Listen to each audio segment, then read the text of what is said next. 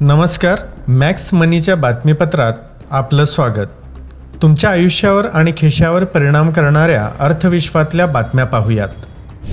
डॉलरच्या तुलनेत रुपया तब्बल 25 पैशांनी घसरून 88 रुपये 53 पैशांवर पोहोचला आहे. हे आतापर्यंतचं सर्वात कमी इंट्राडे स्तर मानलं जात आहे.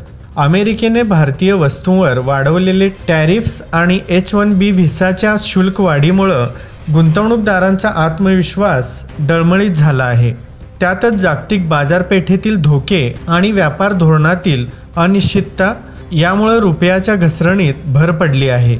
गुंतवणूकदार आणि आयातदारांसाठी हा धक्का असला तरी निर्यातदारांसाठी मात्र हा काहीसा दिलासा ठरू शकतो. अमेरिकन फेडरल रिझर्व्हचे गव्हर्नर स्टीफन मिरन यांनी व्याजदर खूप जास्त असल्याची माहिती दिली आहे. तसेच व्याजदर मोठ्या प्रमाणात कमी करण्याची गरजही व्यक्त केली आहे. त्यानंतर जागतिक बाजारपेठेत मोठी हालचाल घडत आहे.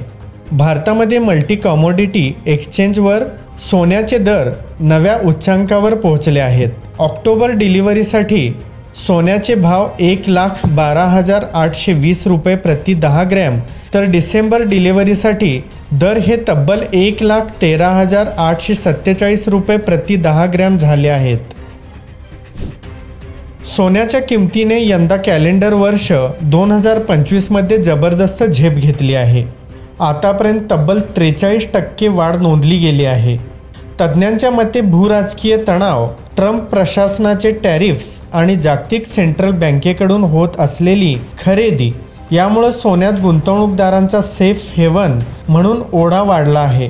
पुढील काळातही सोन्याचा प्रवास असाच सुरू राहू शकतो. सध्या 10 ग्रॅम सोन्याचे दर सुमारे 1,13,847 रुपये एवढा आहे.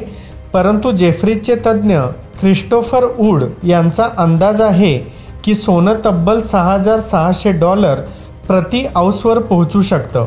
याचा थेट अर्थ 10 ग्रॅम सोनं जवळपास 1,88,000 पर्यंत जाऊ शकतं.